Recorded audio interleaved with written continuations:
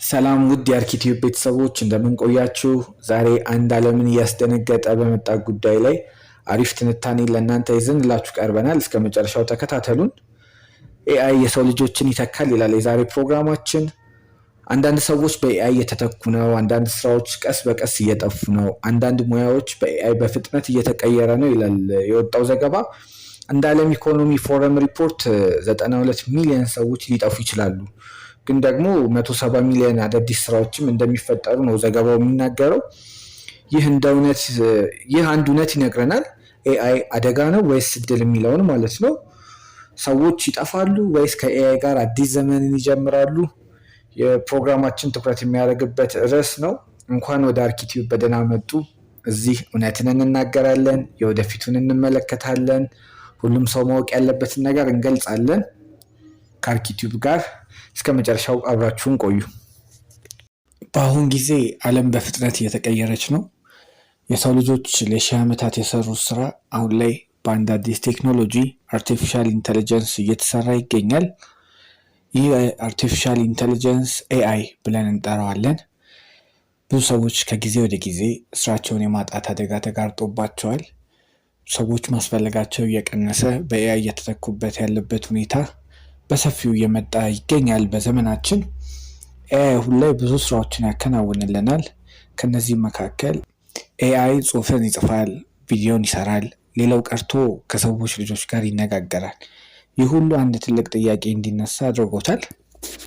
በ2026 ኤአይ የሰው ልጆችን ይተካል ይላል ጥያቄው።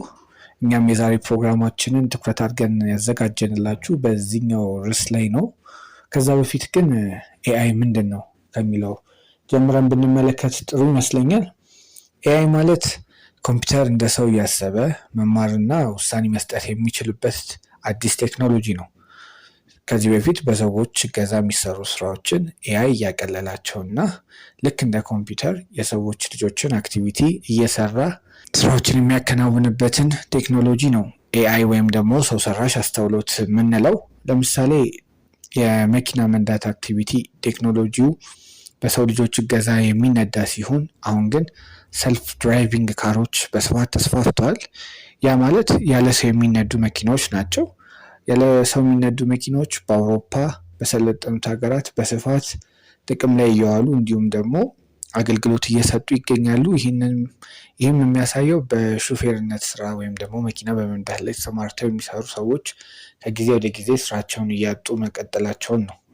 ስራቸውን እያጡ መምጣታቸውን የሚያሳይ ነው።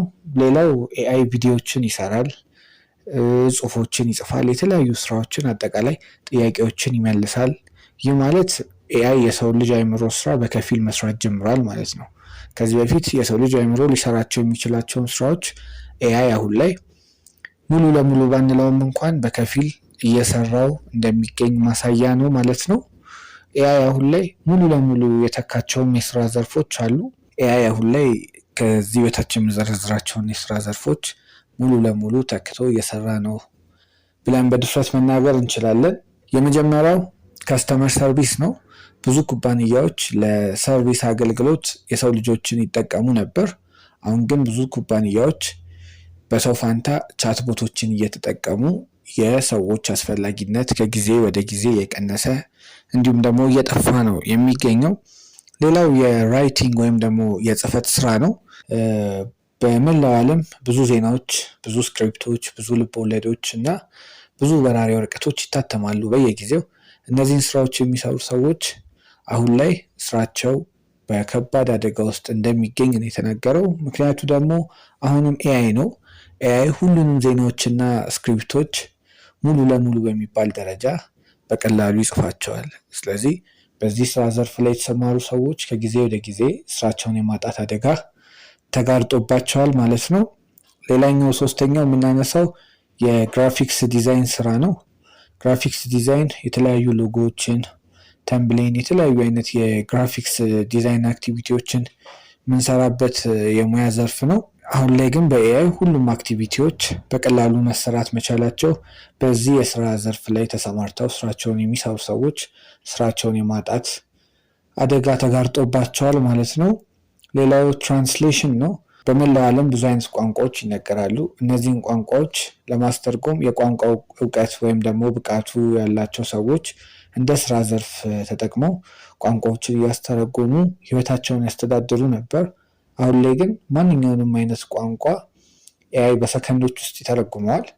ያ ማለት በዚህ ስራ ዘርፍ ላይ የተሰማሩ ሰዎች አስፈላጊነታቸው ከጊዜ ወደ ጊዜ በጣም እየቀነሰ መጥቷል ማለት ነው። I speak Italian, so we can just do English Italian. Try to do English Italian. Sure, let's do it. Hey, ChatGPT, how are you? I'm doing fantastic. Thanks for asking. How about you?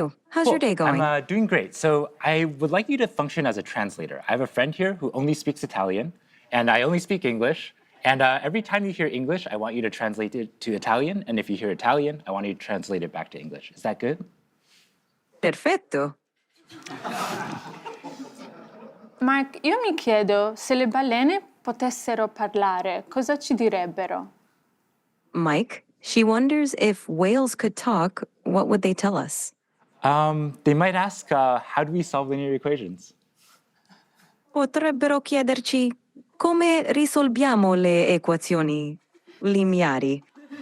Sicuramente sì. Certainly yes. Great, looks like it works. ሌላኛው የዳታ ኢንትሪ ወይም ደግሞ ዳታ የማስገባት ስራ ነው። ዳታ ለማስገባት ከዚህ በፊት ሰዎችን የምንጠቀም ቢሆንም አሁን ላይ ግን ኤአይ ይህንኑ ስራ በፍጥነትና በትክክል ምንም ሳያዛንፍ በቀላሉ ያከናውነዋል ማለት ነው። እነዚህና መሰል አክቲቪቲዎች በ2026 የሰው ልጆች በኤአይ ይተካሉ የሚለውን ስጋት ከፍ እንዲል አድርጎታል ማለት ነው። ይህ በእንዲህ እንዳለ ኤአይ ሊተካቸው የማይችላቸው የስራ መደቦች እንዳሉም እየተነገረ ይገኛል። በህግ ዙሪያ ላይ የሚሰሩ ሰዎች በኤአይ የመተካት እድላቸው በጣም ዝቅተኛ ነው። በሊደርሺፕ ላይ የተሰማሩ ሰዎች በኤአይ የመተካታቸው ነገር በጣም አነስተኛ ነው። እንዲሁም ደግሞ በከፊል የህክምና ሙያ ላይ ያሉ ሰዎች የዚህ የአርቲፊሻል ኢንቴሊጀንስ ወይም ደግሞ የሰው ሰራሽ አስተውሎት የምንለው ነገር ተጽዕኖ የሚያሳርፍባቸው የስራ ዘርፎች ላይሆኑ ይችላሉ ተብሎ የተጠቀሱ የሙያ ዘርፎች ናቸው። በእነዚህ ሙያ ላይ የተሰማሩ ሰዎች አሁንም ከፍተኛ ሚና እንዳላቸው መረጃዎች እያሳዩን ይገኛሉ ማለት ነው። ሌላው ኤአይ አዳዲስ እድሎችንም እየፈጠረ እንዳለ ነው የሚነገረው።